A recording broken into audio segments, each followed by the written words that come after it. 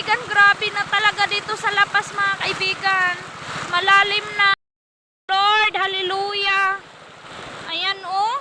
Kanina mga kaibigan, pagbalik namin, ito na yung second balik namin kasi naka-upload na ako mga kaibigan.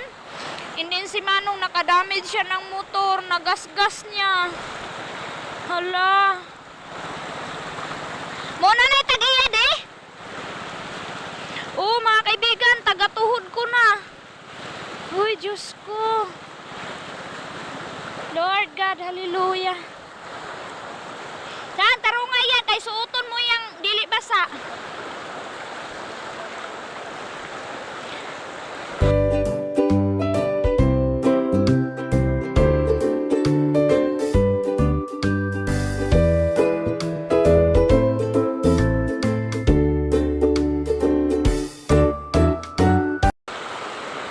Wala, grabe.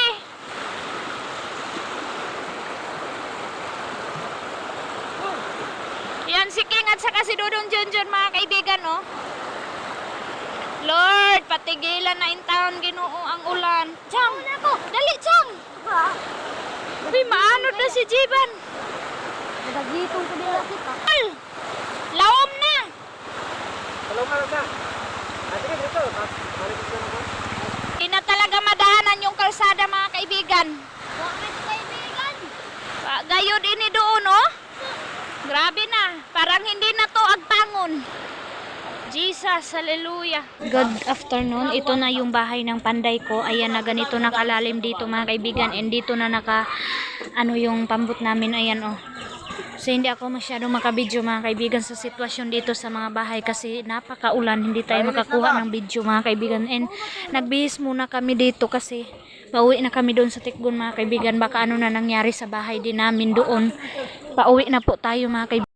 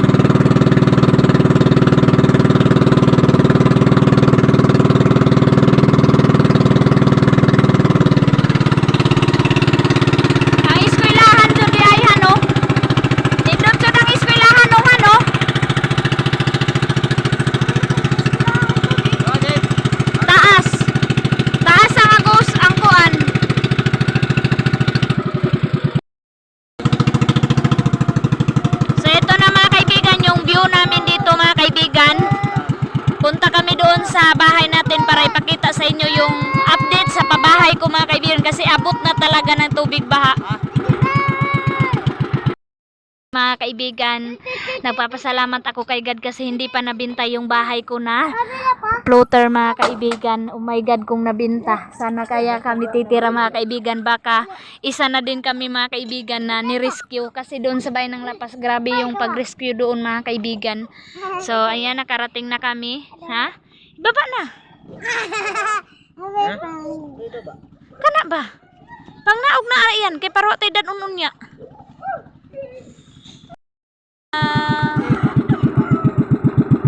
Pag ngara kay gauhan ra ni Manong para makakuha ko video.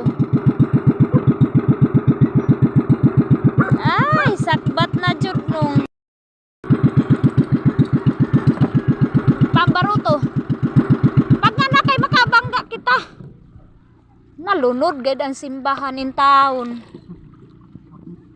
Abot in taong simbahan. Gabi nga tumataas sa di may abot. Kung ba tayo maabot nga. Church of Tikgan, lunod time, first time. Almost pila guro na. Sa pagkay pagkay katagayin ha. Pila na guro kay pila karon pa na lumos.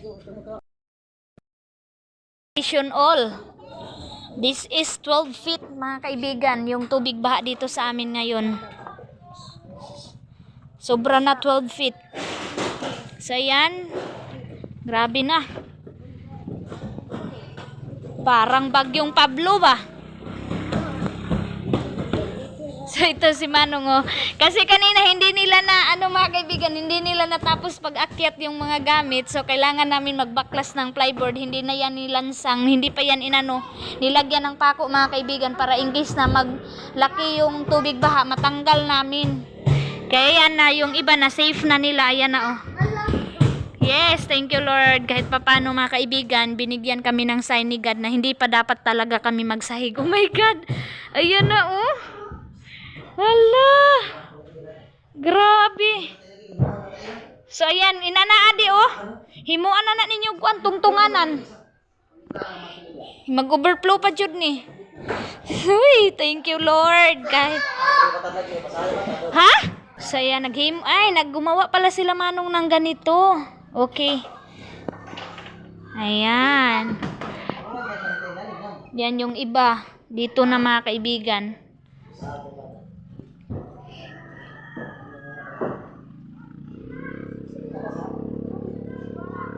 Ayan mga kaibigan oh. Yung mga neighbors natin. Ayan yung church namin mga kaibigan. Yung mga kaibigan, yung bang sahig namin. Abot na talaga siya. Sabi mga kaibigan, Sunday pa daw ito mga kaibigan, mag-overflow pa yung tubig. Yan, basang-basa sila doon Junjun mga kaibigan. Hindi na nga kami kumain paghatid ng mga panday. So Ate Aileen, ito yung ganap ko dito Ate Aileen, hindi pa kami nakasahig. So nagpapasalamat kami kay God. And then ang dami kailangan i-rescue. Lapit na nila Dodong Junjun matapos. And before na lang tayo magpapanday. Oh my God, mga kaibigan, kapag hupa na yung tubig, before natin isahig, and then yung gagamitin namin mga kaibigan, baka soon next year ganito pa rin yung baha. So Hardiflex na lang yung bibilhin ko mga kaibigan para double walling, kasi mas okay yung Hardiflex mga kaibigan kaysa sa plywood. Kasi yung plywood mga kaibigan, hindi matuyo yun. Ito yung ganap namin dito sa loob ng bahay, sa update sa mga kaibigan, dahil sa tubig baha. Nagka-busy kami sa pag-rescue ng mga gamit mga kaibigan. Kaya grabe yung damage ni Ate Aileen mga kaibigan.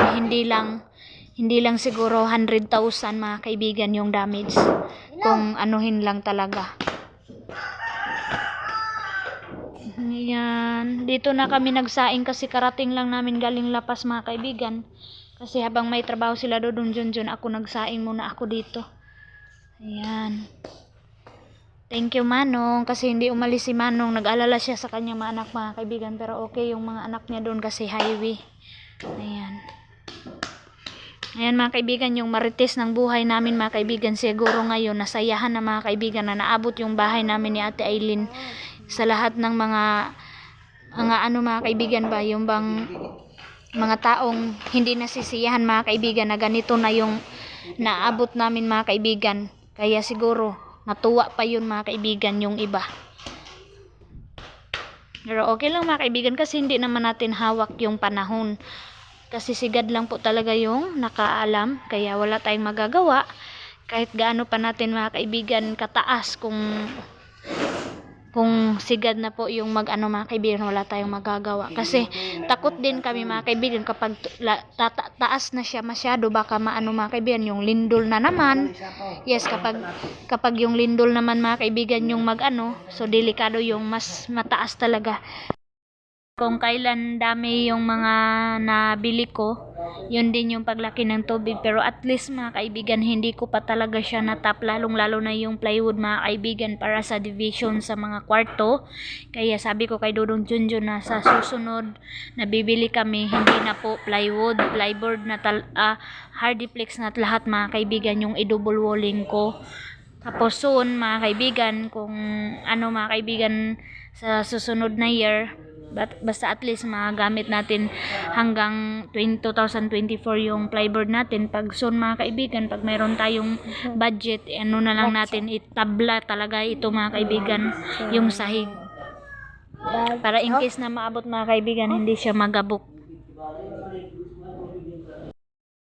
Thank you for watching mga kaibigan sa pa-update natin dito sa buhay natin sa Agusan Mars. I hope mga kaibigan na nag-enjoy kayo kahit papano sa panonood sa buhay namin dito mga kaibigan, na shinare namin lalong lalo na yung ibang mga tao na naapektuhan ng baha mga kaibigan. Kaya thank you, abang-abang kayo sa pa-update sa pabahay ni Ate